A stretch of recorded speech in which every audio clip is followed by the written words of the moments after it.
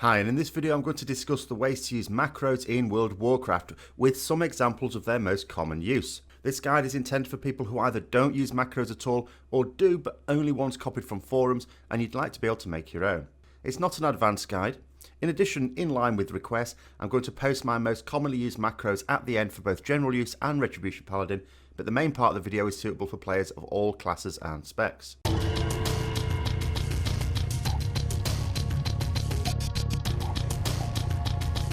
So a macro is a way of combining multiple commands in one, or for assigning commands that you'd ordinarily have to type out, but you can put into a single keystroke this way. An important thing to note here is that macros are just for adding a layer of convenience to how you carry out commands. They will not really make decisions for you, and as such they're not a substitute for deciding which abilities to use and when. So in terms of how to set one up, just type /macro in game. This brings up a window with two tabs. If you create a macro in the general tab, then it will be available to all characters on that account. If you make one in your character's name tab, then it will only be available for that specific character. You only get so many macro slots, so it's important to manage them properly. To create a macro, just click new and give it a name as well as assign an icon. If the macro is going to include an ability, then selecting the question mark as an icon will use whichever ability you use in the macro. When using multiple abilities, it's common to start the macro with a #showtooltip followed by an ability name that will actually give the icon of that ability. So let's go through some common uses. 1. Combining an ability with an unused trinket. So look at an example of one of my own macros. The top line, showtooltip Avenging Wrath, will mean it will use the icon for Avenging Wrath. The following line, cast Avenging Wrath, means it will cast that particular ability. And then below that, /use faulty countermeasure means that it will use the trinket at the same time. Now note that /cast command is used for ability from your spell books, whereas the /use command is used to activate unused abilities on equipment. Now this macro will cause them both to activate at the same time. It's only possible to do that if one of them at least is off the global cooldown. If both abilities that you try to include in a macro like this are on the global cooldown, it will only cast the first one, because you cannot cast two abilities at once if they're on the global cooldown.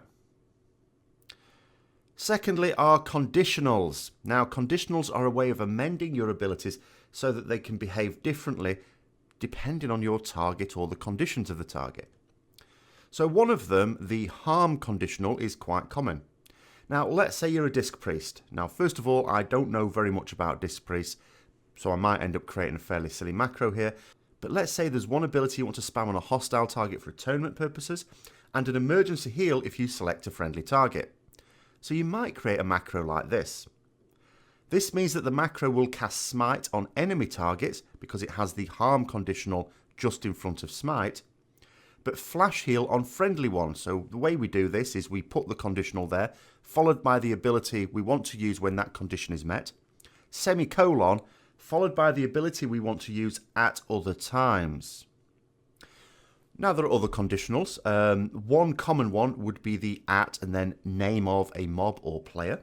That will cast an ability on a named player or NPC without you having to select that target. This is commonly useful in raids when you know a tank is going to ask for one of your defensives on a regular basis, such as Ironbark.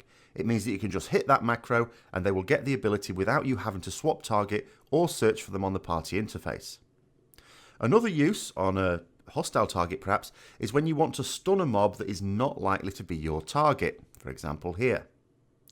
Obviously you need to make sure you get the name exactly right or the macro may not work. At mouseover is a conditional that allows you to use an ability on a player or NPC other than the one you have selected by moving your cursor over their health bar or position on unit frames. However, the add-on Clique is better for this in my opinion, and I've covered that in my add-ons playlist. But for completeness, an example might be as follows. So what this would do is if I put my cursor over a player on the screen or over their position on the party frames without actually clicking them, it will cast Lay on Hands on that player. If I don't have my cursor over a friendly target or a position on the party frames, it will self-cast it. Which brings me on to the next conditional. Exists. This checks that the intended target actually exists. Sometimes abilities such as heals will self-cast if the target can't be found.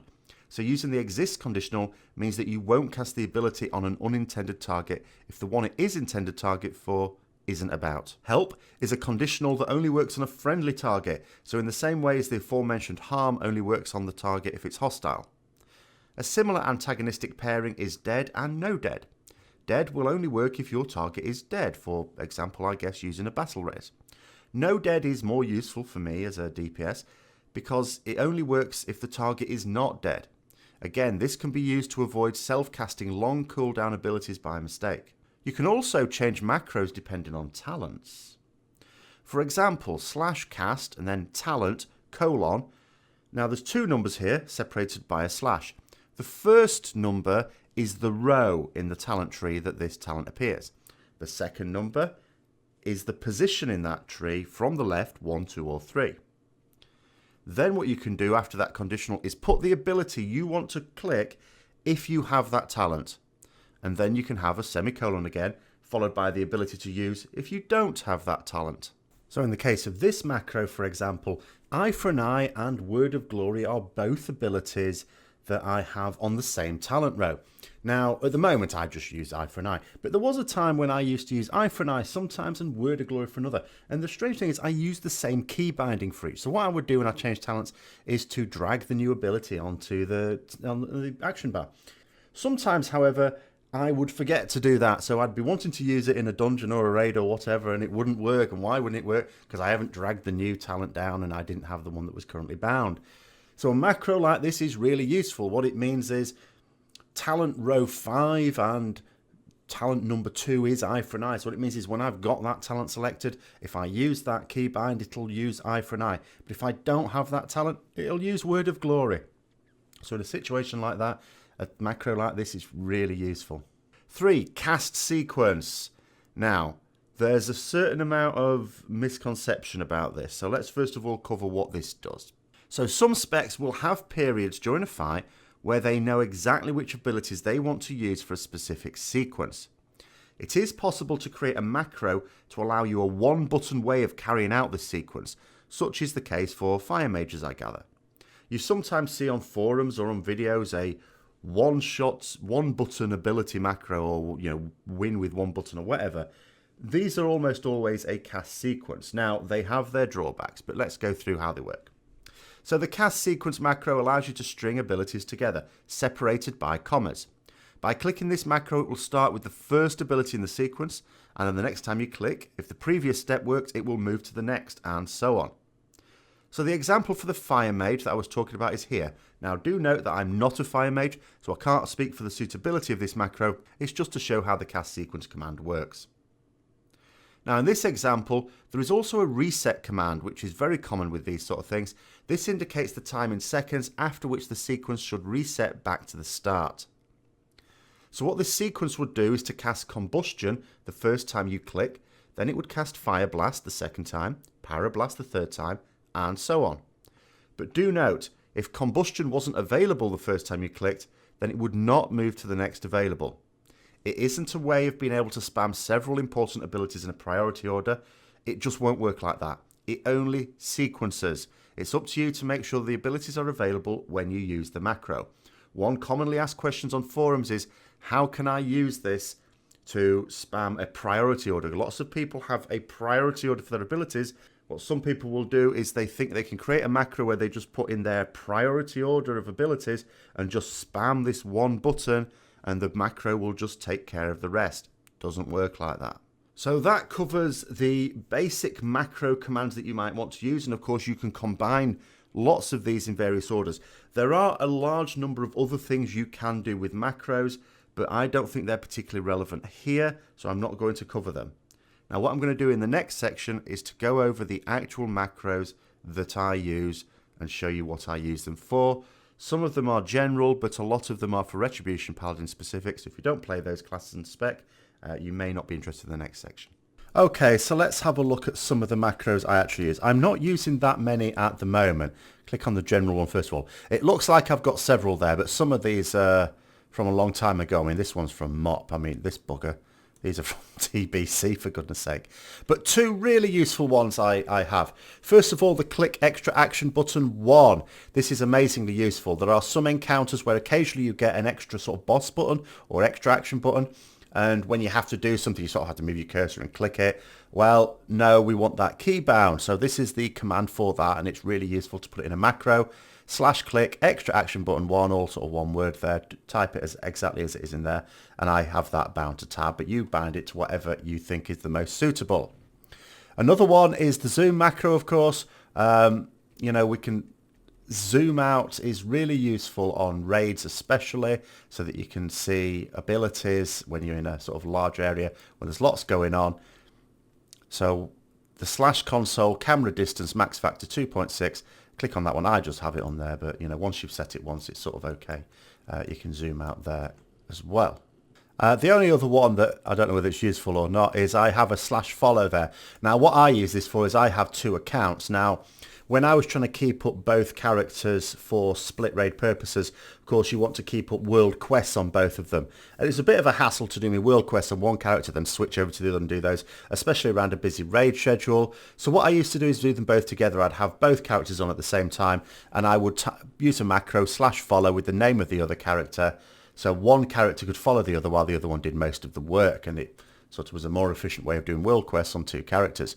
Whether that's useful for you or not, I don't know. Now, in terms of my DPS specific ones, again, I've only got a few here. I used to have loads, but after the pruning, there's not so much need for a lot of them. The three main ones, one I've already shown you, of course, the Avenging Wrath in combination with a trinket. Now, here's the thing about the use with faulty countermeasure. I have /use faulty countermeasure. What you could do when you're putting a use in there, if it's a piece of equipment that's they all have slot numbers. This is like slot 1. The trinket slots are slot 13 and 14. Now, faulty countermeasure is in the number 14 position. What I could just do is put /use 14. And that would work fine. So if I use the binding for that, you can see it's still used. It's all great. So what are the benefits of each version? Well, let me explain. You would use use 14 or 13, whichever it is, if you had two unused trinkets that you swap between. There is no point in having actually two unused trinkets equipped, because when you activate one, it blocks the other. You can't use two unused trinkets at once in Legion. So let's say I had something like Horn of Valor, and on some fights I want to use Horn of Valor, on some fights I want to use faulty countermeasure. So by putting this in the macro, it doesn't matter which trinket I've got equipped, it will still activate it, as long as I remember to put it in the number 14 slot. So why don't I do that? Well, the answer is that my faulty countermeasure is the best unused trinket I have. There is no situation in which I would use a different one.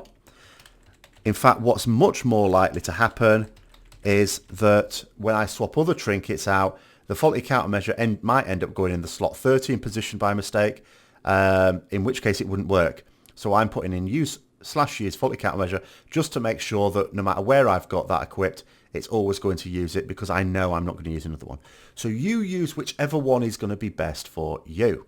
Right, so if we look at Crusader Strike and Judgment, they both have almost identical macros, but for the name of the actual spell itself. Now, what I've got here is hashtag showtooltip Crusader Strike, so that I've actually got the correct icon showing. It does change, because you can see this is Zeal at the moment. It does change according to the particular talent of Crusader Strike I have. /stop casting. So when I use that, if there's anything else going on, I want it to stop. So if I was in the middle of a heal, for example, it would stop that heal. So I can just show you that really quickly here. So you can see that heal stopped. I'll show you again. It stops that, whatever I'm casting. I don't cast a great deal. There's not as much need for the stop casting as there would be for some other characters, but it just shows you the general idea. Now, in terms of other options, at the moment, I don't really have any great need for others, because we've so few abilities.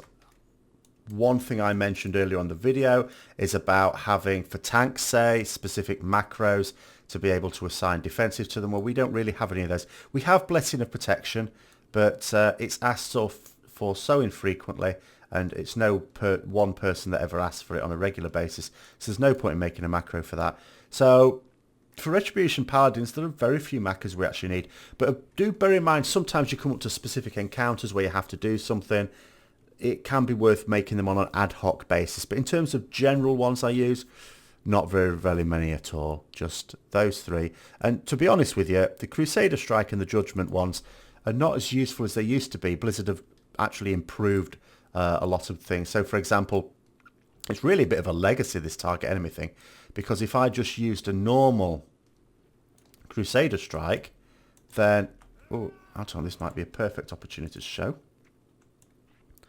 It tends to automatically target new things anyway. So if I get you to wake up, it's already... I mean, if I click on the corpse one there, it's switching back to the new one anyway. Now, this wasn't always the case in World of Warcraft. So actually, the targeting is a lot smarter than it used to be, which has actually reduced the need for the macros. We get less benefit for them anyway. So hopefully that's helped you out with how to create basic macros. If it has, don't forget to like, comment, subscribe and share. And until next time, I'll see you later.